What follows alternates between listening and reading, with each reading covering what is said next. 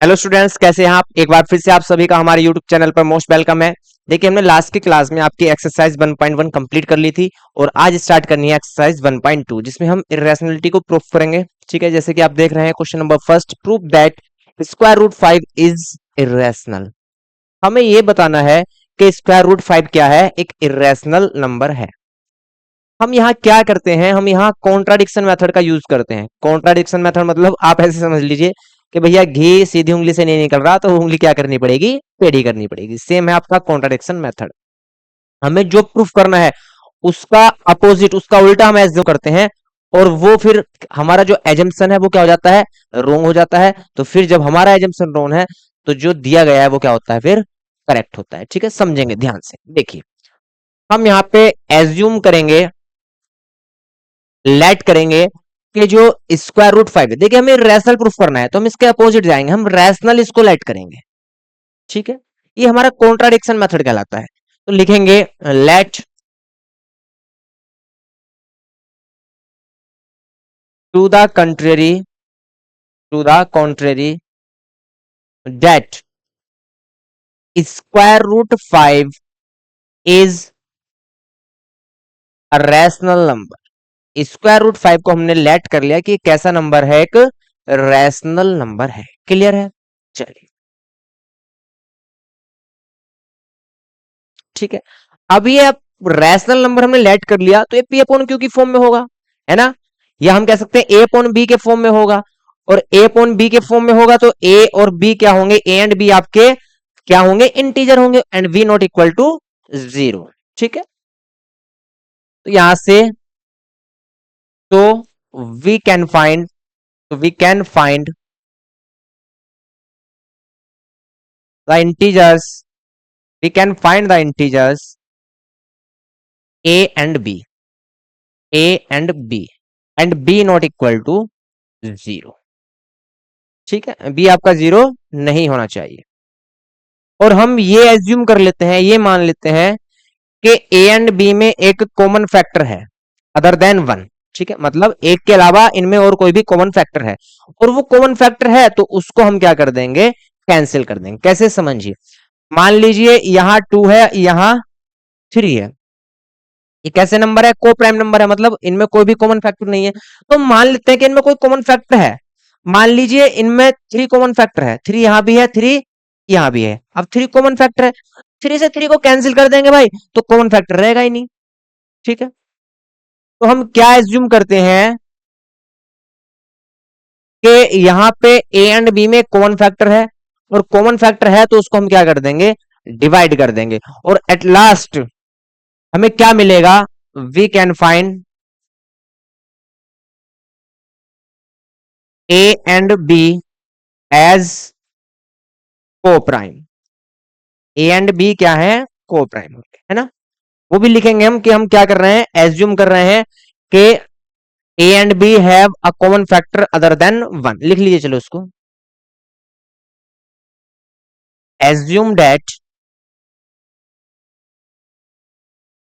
Assume that a and b have a common factor, common factor other than 1। देखिए 1 तो सब में common होता है, अदर देन 1, इसलिए हम लिख रहे हैं कि अदर देन 1 एक कॉमन फैक्टर है। तो we divide, we divide by the common factor. तो उस कॉमन फैक्टर को हम क्या कर देंगे, डिवाइड कर देंगे। ठीक है, and we can find a and b as coprime number. ठीक है, and we find a and b as coprime. बहुत ध्यान से समझेंगे, आराम के साथ। तो अब ये हमने क्या कर लिया, फाइंड कर लिया कि जो ए एंड बी है वो क्या है, को प्राइम है, मतलब उनमें कोई भी कॉमन फैक्टर नहीं है अदर देन 1, 1 के अलावा। ठीक है, तो ये हमारे काम की चीज है। ठीक है, इससे ही क्या होगा, हम ये प्रूफ करेंगे, हम क्या प्रूफ करेंगे ये जो हमारे पास जो एजम्पशन है वो क्या है, रोंग है, ठीक है। एजम्पशन क्या है हमारे पास, रोंग है, ठीक है। तो इसको ध्यान रखेंगे, we find a and b as coprime, a and b में कोई भी कॉमन फैक्टर नहीं है, क्लियर है। चलिए, तो यहां से अब स्क्वायर रूट 5 को हमने क्या किया, रैशनल प्रूफ, रैशनल लेट किया। रैशनल लेट किया तो उसको ए अपॉन बी के फॉर्म में लिख सकते हैं, क्योंकि जब रैशनल नंबर होता है या रैशनल नंबर कोई भी होगा उसको हम फ्रैक्शन फॉर्म में लिख सकते हैं, ठीक है। We can write in the fraction form. चलिए, तो एक पेज ले लेते हैं। यहां से जब स्क्वायर रूट 5 आपका क्या है, रैशनल है, तो इसको हम ए अपॉन बी के फॉर्म में लिख सकते हैं, लिख सकते हैं ना, बिल्कुल लिख सकते हैं, ठीक है। चलिए, यहां से square root 5 b is equal to कितना होगा, ए, क्लियर है इतना। अब हम यहां से दोनों साइड का क्या करेंगे, स्क्वायर करेंगे, squaring on both side, squaring on both side, both side, ठीक है। जब हम स्क्वायर करेंगे, square root 5 b whole square is equal to a square, बहुत ध्यान से समझेंगे। स्क्वायर रूट 5 का स्क्वायर करेंगे तो 5 आएगा, 5b² is equal to a square. ये हम कह सकते हैं ए स्क्वायर जो है वो 5b² के इक्वल है।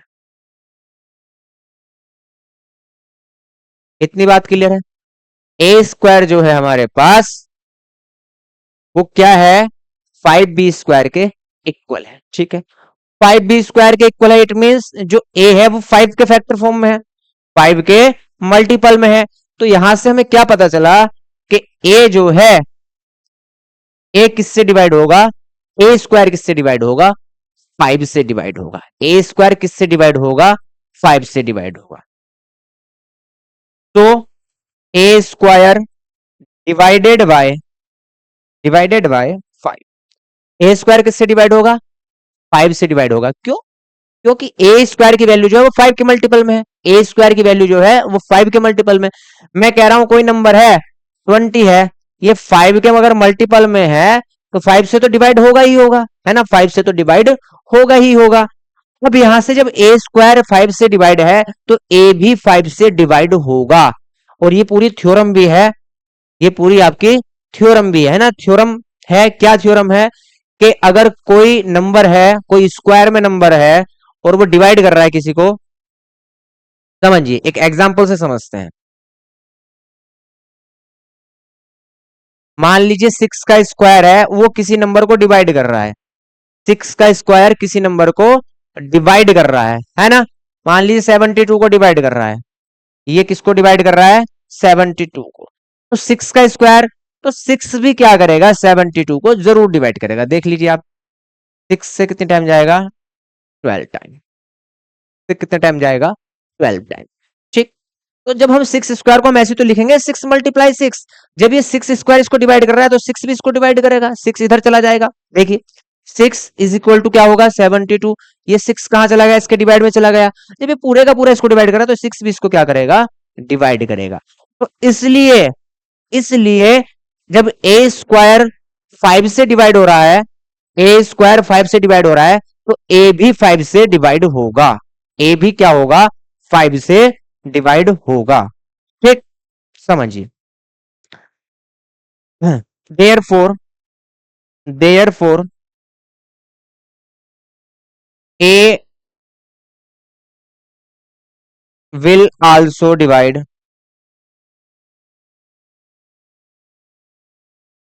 बाय 5, ए जो है वो भी आपका 5 से जरूर डिवाइड होगा, ठीक है। अब ए भी क्या होगा भैया, 5 से डिवाइड होगा। तो इसका मतलब क्या है कि ए जो है वो भी क्या है, 5 के मल्टीपल में है, ए की वैल्यू भी क्या है, 5 के मल्टीपल में है ना। तो हम लेट कर लेंगे, क्या लेट कर लेंगे, let a is equal to 5c, a is equal to 5c। A जो है वो 5 के मल्टीपल, जब 5 से डिवाइड होगा तो 5 के मल्टीपल में होगा, तो इसको हमने 5c लेट कर लिया। c आपका कोई भी इंटीजर हो सकता है, ठीक है। सी आपका कोई भी इंटीजर हो सकता है। और ये हमारी क्या है, इक्वेशन 1 है।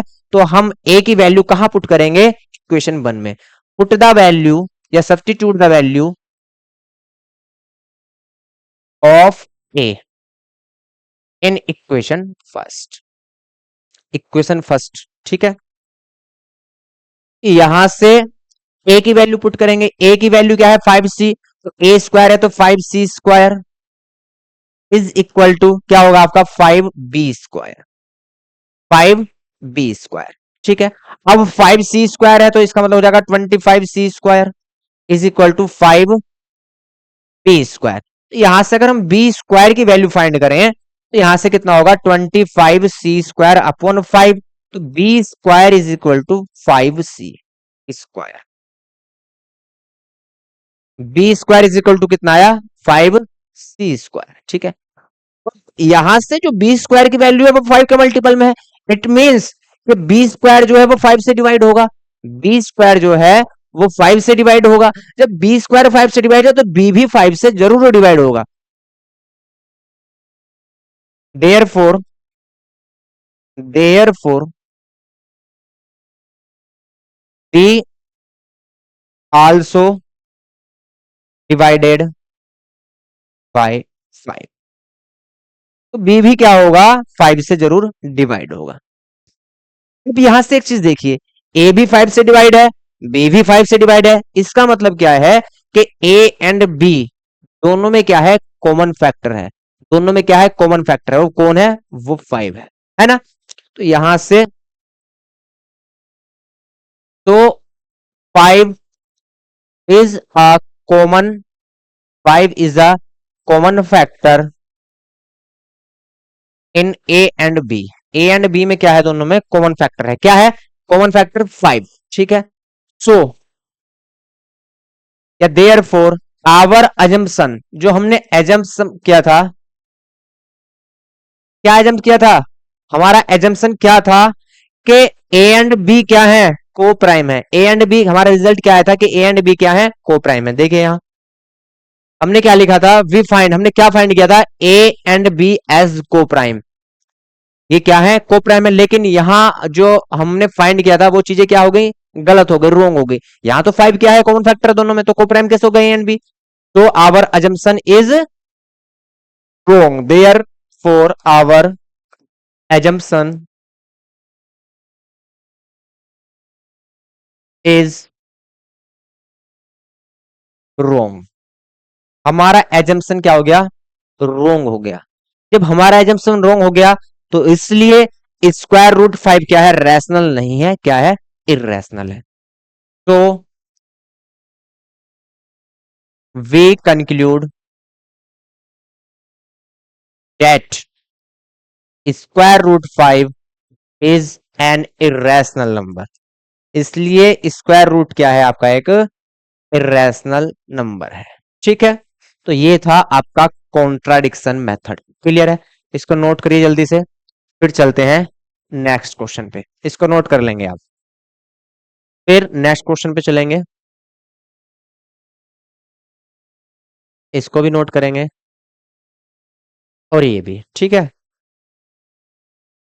चलिए सेकंड क्वेश्चन, प्रूव दैट अब मैंने क्या किया है, पूरे जो फर्स्ट क्वेश्चन था उसमें आपको जिस तरीके से प्रॉपर वे में समझाया है और लिख के दिखाया है कि कैसे हमें करना है एग्जाम में, है ना।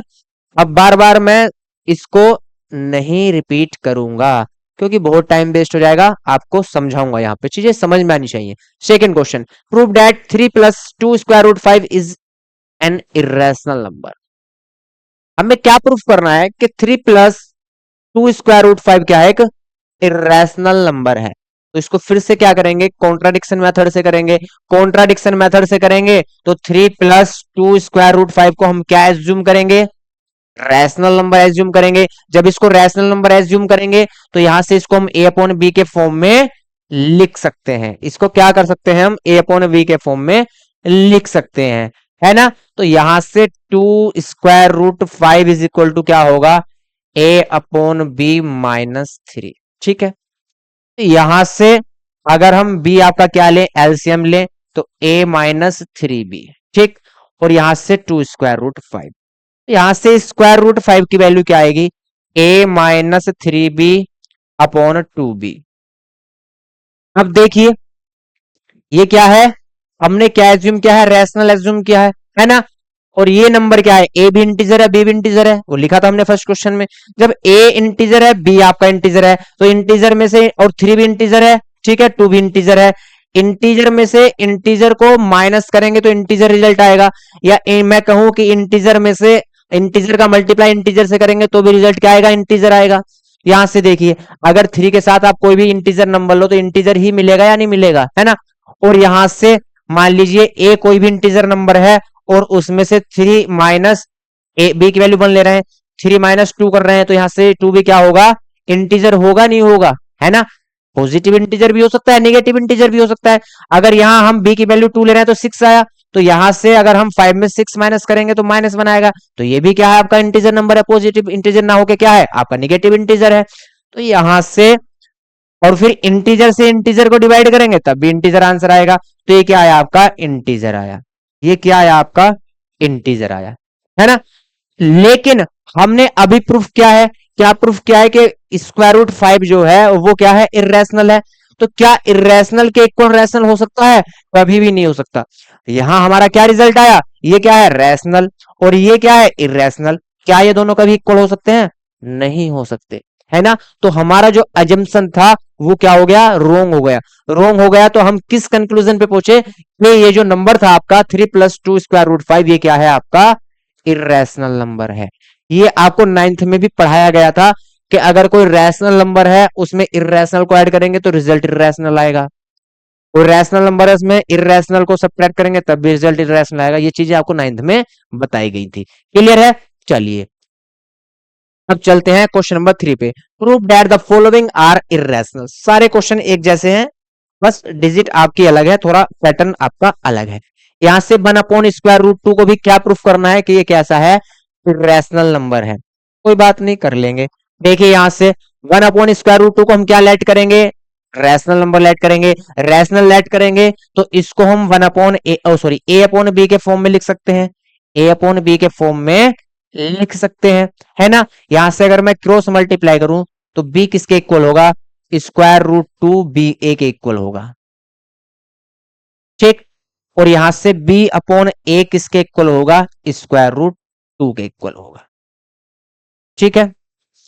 यहां से b/a भी इंटीजर है और a भी इंटीजर है, तो b/a क्या होगा, एक रैशनल नंबर होगा। इंटीजर अपॉन इंटीजर क्या होगा, आपका रैशनल नंबर होगा। और ये कैसा √2 कैसा नंबर है, इर्रेशनल नंबर है। इसको भी हम पीछे क्या कर चुके हैं, प्रूफ कर चुके हैं, ठीक है। जितने भी स्क्वायर रूट में वैल्यू होती है, 2 है, 3 है, 5 है, जिनका परफेक्ट स्क्वायर नहीं फाइंड कर सकते वो क्या होते हैं, इर्रेशनल होते हैं। तो यहां से क्या है, आपका इर्रेशनल है। क्या इर्रेशनल रैशनल के इक्वल हो सकता है, नहीं हो सकता। तो यहां से भी हमारा एजम्पशन क्या हुआ, रोंग हुआ। तो हम किस कंक्लूजन पे पहुंचे कि जो हमने एज्यूम किया था वो रोंग है। तो फिर क्या हुआ, ये b/a यहां से क्या है, रैशनल है, और √2 क्या है, इर्रेशनल है। सो 1/√2 क्या होगा, आपका एक इर्रेशनल नंबर होगा, क्लियर है। चलिए नेक्स्ट देखते हैं, सेकंड। 7√5 ये भी सेम है। अब मैं आपको सारी चीजें बार बार नहीं लिखूंगा, एक क्वेश्चन में करा दिया आपको, बाकी आपको ही करना है, मैं सिर्फ समझाऊंगा आपको। 7√5 फिर से इसको क्या करेंगे, कॉन्ट्राडिक्शन मेथड से क्या एज्यूम करेंगे कि ये क्या है, रैशनल नंबर है। रैशनल नंबर है तो इसको भी हम क्या कर सकते हैं, a/b के फॉर्म में लिख सकते हैं। तो यहां से √5 की वैल्यू क्या आएगी, a/b और मल्टीप्लाइड बाय 7। 7 कहां चला जाएगा, b के मल्टीप्लाई में। यहां मल्टीप्लाई में था तो डिवाइड में चला गया, किसके साथ, b के साथ। अब यहां से देखिए a क्या है, इंटीजर है, 7b भी क्या है, इंटीजर है। इंटीजर को इंटीजर से डिवाइड करेंगे तो क्या रिजल्ट आएगा, इंटीजर आएगा। और इंटीजर क्या होते हैं, हमारे रैशनल होते हैं। तो क्या रैशनल इर्रेशनल के इक्वल हो सकता है, नहीं। तो हमारा एजम्पशन यहां भी क्या हो गया, रोंग हो गया। इसलिए यहां से क्या था आपका, यहाँ 7√5 ये क्या होगा, एक इर्रेशनल नंबर होगा, क्लियर। चलिए नेक्स्ट, 6 + √2 ये आपको करना है घर से। इसको भी क्या करेंगे, चलिए मैं कर ही देता हूं।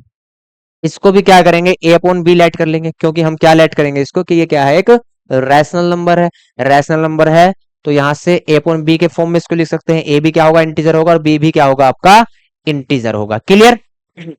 यहां से स्क्वायर रूट टू की वैल्यू कितनी आएगी, ए अपॉन बी -6। देखिए 6 प्लस में है, कहां जाएगा माइनस में जाएगा, तो यहां से ए -6 अपॉन